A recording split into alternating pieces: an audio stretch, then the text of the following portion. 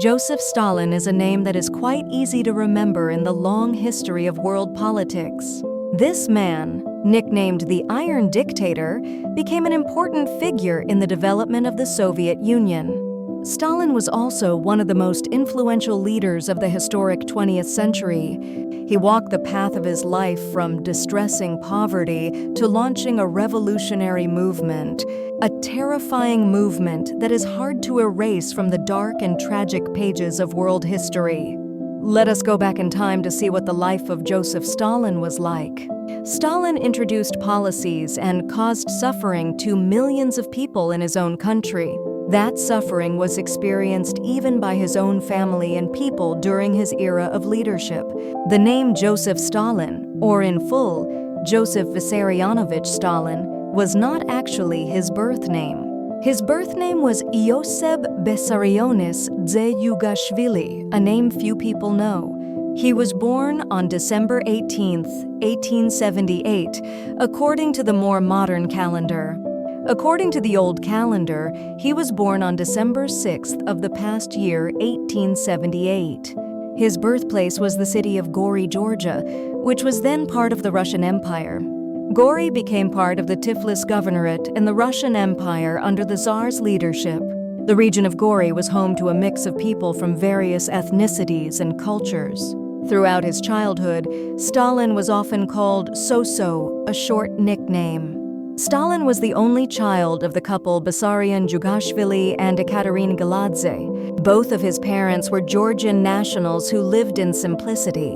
Actually, Stalin had two older siblings, but unfortunately, they died when they were infants. Stalin's mother was known to work as a housewife and a skilled seamstress.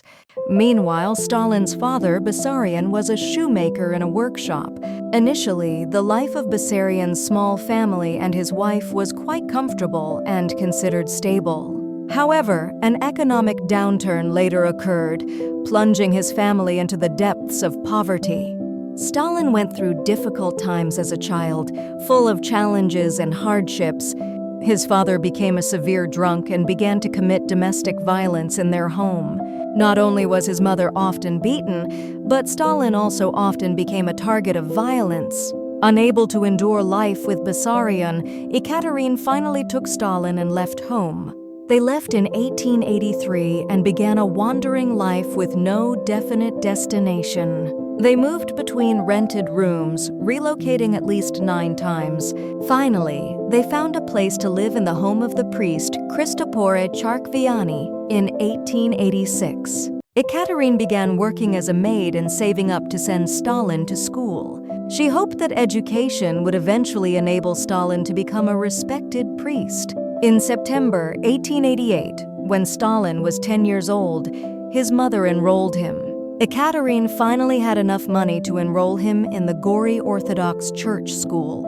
During his time at school, Stalin was noted as a student who often got into fights, but he genuinely excelled academically and showed talent in the arts. His talent was visible in painting, acting in dramas, writing poetry, and even singing. Stalin also sang as a member of the church choir with his melodious voice.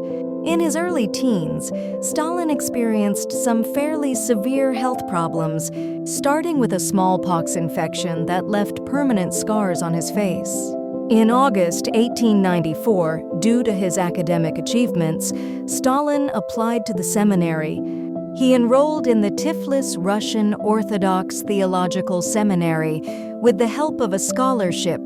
The scholarship allowed Stalin to pay lower fees for his education there. However, as time passed, Stalin lost interest in studying and his grades drastically declined. He could not fulfill his mother's hopes of seeing him become a priest. The peak was when Stalin declared himself an atheist, refusing to pray in church. He refused to take off his hat when praying, which violated Orthodox Christian rules. Parallel to his rebellion at school, Stalin also began to join a book club. This book club was a forbidden club containing radical and revolutionary materials.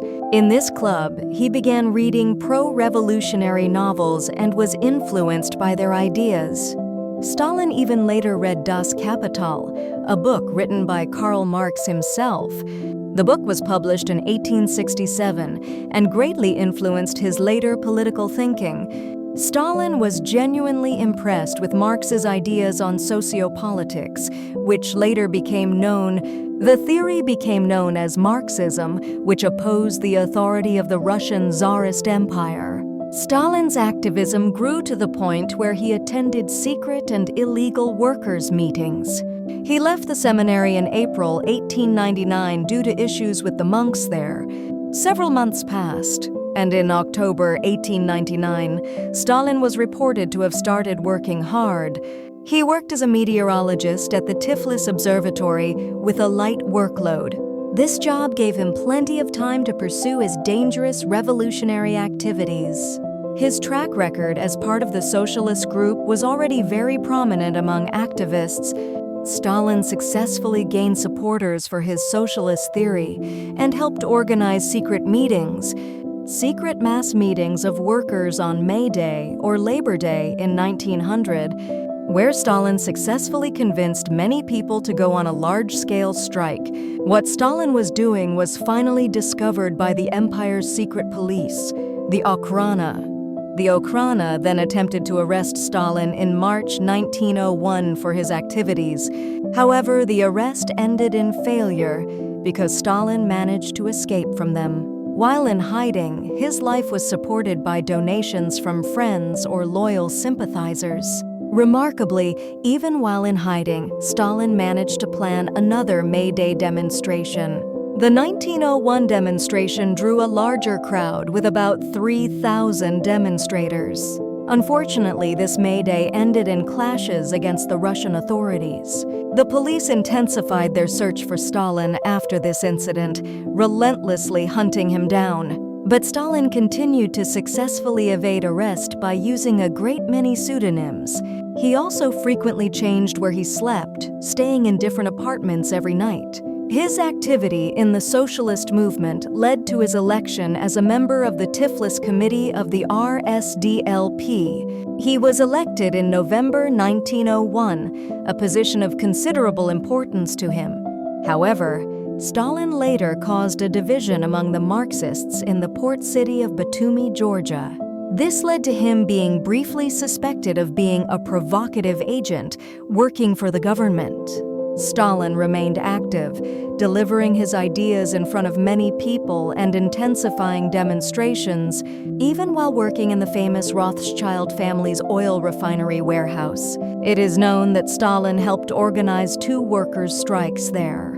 Stalin then organized another mass demonstration by storming a prison, which ended in a riot. This incident had long-term consequences, leading to Stalin's arrest in April 1902.